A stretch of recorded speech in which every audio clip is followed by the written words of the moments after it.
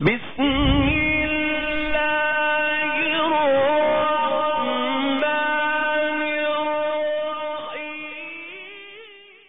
الرحمن الرحیم یا ایہا الذین آمنوا استعینوا بالصبر والصلاة ان اللہ مع الصابرین صدق اللہ مولانا العظیم۔ واجب الاحترام، قابل قدر میرے دوستو، عزیز بھائیوں،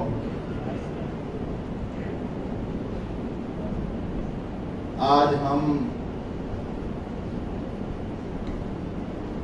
اس مسجد میں ایک عظیم الشان مقصد کے لیے جمع ہوئے ہیں۔ وہ مقصد یہ ہے جس کے لیے حضرت حسین رضی اللہ تعالیٰ عنہ اور ان کے مبارک خاندان نے قربانی دی کہ اللہ جل شانہ کا مبارک دین ہماری زندگی میں آئے، محمد عربی صلی اللہ علیہ وسلم کی مبارک سنتیں ہماری زندگی میں آئیں، ہمارے گھروں میں آئیں، اور اللہ تعالیٰ ہمیں ہدایت کا ذریعہ بنا کر ساری دنیا میں محمد مصطفیٰ صلی اللہ علیہ وسلم کے مبارک جھنڈے کو بلند کرنے کا ذریعہ بنائے۔ میرے دوستو، عزیز بھائیوں، شہداء کربلا کا ذکر ہوا، آپ سب دل سے دعا کریں اللہ تعالی ہمیں اہل بیت کی سچی محبت نصیب فرمائے، صحابہ کرام رضوان اللہ تعالی علیہم اجمعین کی سچی محبت نصیب فرمائے۔ میرے دوستو، صحابہ کرام رضوان اللہ تعالی علیہم اجمعین معیار حق ہیں۔ قرآن کریم نے ہمیں یہ بتایا ہے فَإِنْ آمَنُوا بِمِثْلِ مَا آمَنْتُمْ بِهِ فَقَدِ اهْتَدَوْا، کہ اگر 100 سال، 200 سال، 400، 1000 سال، 50,000 سال، قیامت تک جس نے بھی محمد عربی صلی اللہ علیہ وسلم کا کلمہ پڑھنا ہے، ایمان لانا ہے، تو بعینہ ہی وہی ایمان معتبر ہوگا، وہی ایمان مقبول ہوگا جو محمد مصطفیٰ صلی اللہ علیہ وسلم کے صحابہ اور اہل بیت کا تھا۔ فَإِنْ آمَنُوا بِمِثْلِ مَا آمَنْتُمْ بِهِ فَقَدِ اهْتَدَوْا، ویسا ہی ایمان ہوگا تب معتبر ہوگا، تب ہدایت پر ہوں گے۔ اور دوستو، ایک حدیث میں حضور اکرم صلی اللہ علیہ وسلم نے بھی یہی ارشاد فرمایا کہ بنی اسرائیل کے 73 فرقے ہوئے ہیں، میری امت میں 72 فرقے ہوں گے، ایک جنت میں جائے گا، باقی سب جہنم میں جائیں گے۔ یہ سوال پیدا ہوتا تھا کہ یا رسول اللہ صلی اللہ علیہ وسلم، وہ ایک فرقہ کون سا ہوگا؟ میرے دوستو، صحابی کھڑے ہو گئے، انہوں نے پوچھا یا رسول اللہ صلی اللہ علیہ وسلم، جنت والا گروہ کون ہوگا؟ جنت والی جماعت کون سی ہوگی؟ محمد عربی صلی اللہ علیہ وسلم نے یہ نہیں فرمایا کہ جو قرآن والے ہوں گے وہ جنت والے ہوں گے، میرے نبی نے یہ نہیں فرمایا کہ جو حدیث والے ہوں گے وہ جنت والے ہوں گے، میرے نبی نے یہ نہیں فرمایا کہ جو فقہ والے ہوں گے وہ جنت والے ہوں گے۔ محمد مصطفیٰ صلی اللہ علیہ وسلم نے ارشاد فرمایا کہ جنت میں صرف وہی جائیں گے ما انا علیہ و اصحابی، جو میرا طریقہ اور میرے صحابہ کے طریقوں کو اختیار کریں گے۔ لہٰذا یہ بات بالکل 100% واضح ہے، قرآن نے بتایا، محمد عربی صلی اللہ علیہ وسلم کے ارشاد نے بتا دیا کہ معیار حق صرف اور صرف صحابہ کرام ہیں۔ اور میرے دوستو، یہ بات یاد رکھنا، کچھ لوگوں کی ویڈیوز چل رہی ہیں جیسے وہ خود کمزور ہیں، ایسے ان کی بات بھی کمزور ہے، ان کی بات کی کوئی حیثیت نہیں۔ ہمارے پاس قرآن موجود ہے، محمد عربی صلی اللہ علیہ وسلم کا فرمان موجود ہے۔ اگر صحابہ کرام رضوان اللہ تعالی علیہ مجمعین کو درمیان سے معیار حق قرار نہ دیا جائے تو خدا کی قسم کھا کے کہتا ہوں، نماز کو ثابت نہیں کیا جا سکتا، روزے کو ثابت نہیں کیا جا سکتا، حدیث کو ثابت نہیں کیا جا سکتا، اور یاد رکھنا میرے دوستو، حج کو ثابت نہیں کیا جا سکتا، اس لیے کہ آج بڑی تعداد میں ایسے لوگ ہیں جنہوں نے نماز کے معاملے میں یہ کہا کہ صلاۃ کا معنی تو صرف ذکر کرنا ہے، بس صرف تھوڑی دیر ذکر کر لو نماز ہو گئی۔ اگر صحابہ کرام کی ساری زندگی اور ان کی مبارک زندگی کی نمازیں ہمارے سامنے موجود نہ ہوتی تو پھر نماز کا ثبوت آپ کو کہیں سے نہ ملتا، قرآن کا ثبوت آپ کو کہیں سے نہ ملتا، حدیث کا ثبوت نہ ملتا، حج کا نہ ملتا، روزے کا نہ ملتا۔ میرے دوستو، سب سے پہلی بات ہر مسلمان کے دل و دماغ میں یہ ہونا بہت ضروری ہے کہ ہمارے ایمان کی اصل بنیاد اور جڑ محمد صلی اللہ علیہ وسلم کے صحابہ کرام ہیں۔ جب بھی ہم صحابہ کا نام لیتے ہیں تو اس میں محمد عربی صلی اللہ علیہ وسلم کے صحابہ اور اہل بیت دونوں شامل ہیں۔ پورا قرآن جو صحابہ کرام رضوان اللہ تعالیٰ علیہ مجمعین، ماشاءاللہ ہمارے مہمان تھوڑا زور سے نعرہ لگا۔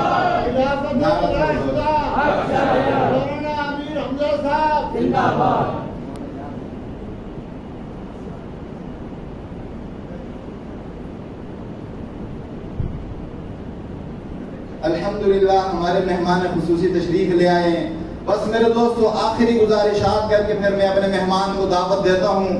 میں یہ عرض کر رہا تھا کہ ہمارے ایمان کی بنیاد صحابہ کرام رضوان اللہ تعالیٰ علیہ مجمعین اور اہل بیت عظام ہیں۔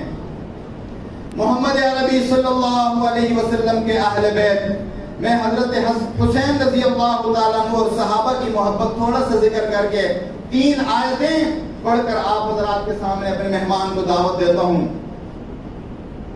عراق سے کچھ لوگ آئے مدینہ منورہ، حضرت حسین رضی اللہ تعالیٰ عنہ کے سامنے بیٹھ گئے اور کچھ دبے الفاظ میں حضرت ابو بکر رضی اللہ تعالیٰ عنہ اور حضرت عمر فاروق رضی اللہ تعالیٰ عنہ کے بارے میں اشارتاً کچھ ایسی باتیں کی کہ جو ان حضرات کی شان کے خلاف تھی۔ حضرت حسین رضی اللہ تعالیٰ عنہ نے ان کو بٹھایا اور فرمایا کہ میں یہ بات سمجھانا چاہتا ہوں، ذرا توجہ کے ساتھ سنو، اور آپ سے بھی یہ گزارش کرتا ہوں کہ تھوڑی توجہ کے ساتھ سنیں۔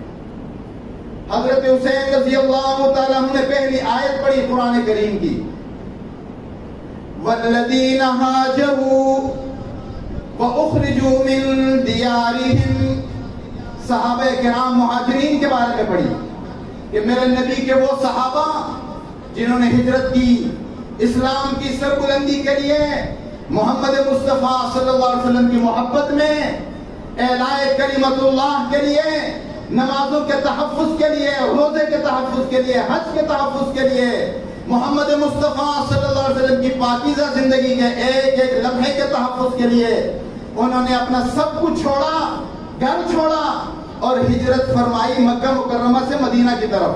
فرمایا ذرا یہ بتاؤ تم عراق والے جو یہ بات کرتے ہو، کیا تم اس آیت کے مصداق ہو؟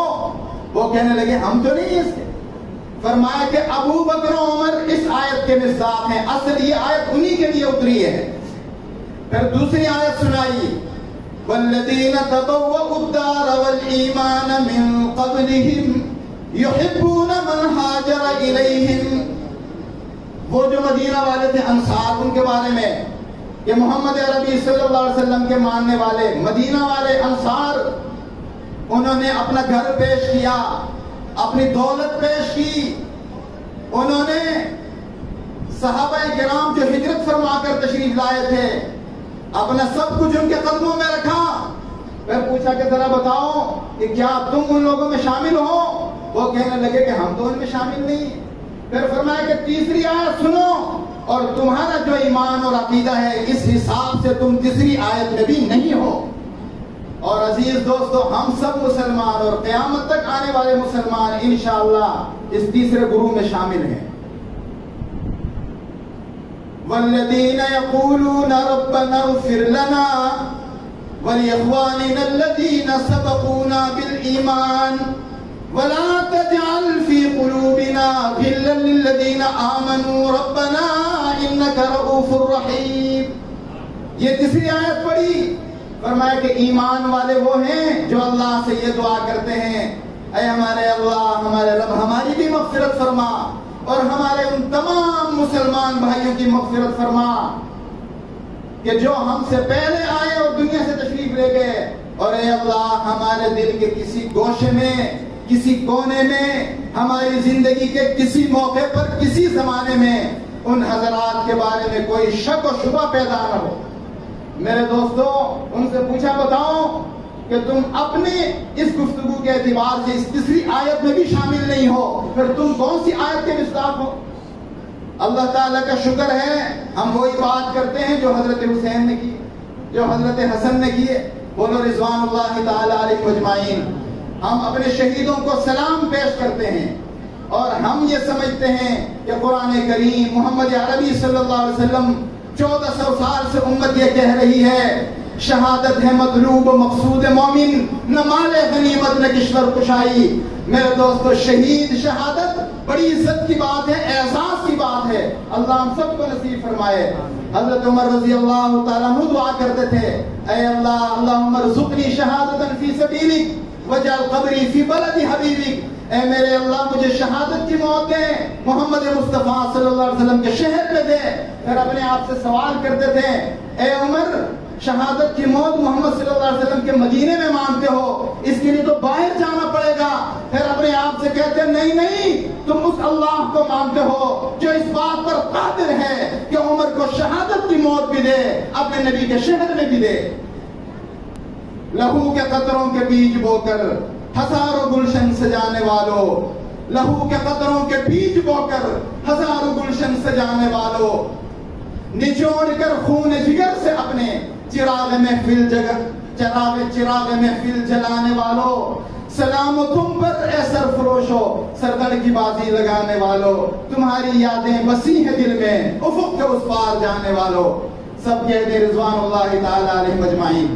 ماشاءاللہ پوری توجہ کے ساتھ سن رہے ہیں ہم جیسے کمزور طالب علم کو، تو اللہ تعالیٰ قبول فرمائے۔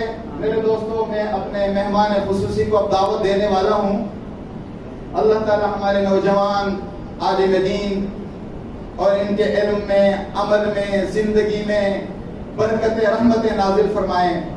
اللہ تعالیٰ اپنے فضل و کرم سے ان کی گفتگو کو ہمارے لیے ہدایت کا، رحمت کا، صحابہ کرام کی محبت کا، اہل بیت کی محبت کا ذریعہ بنائے۔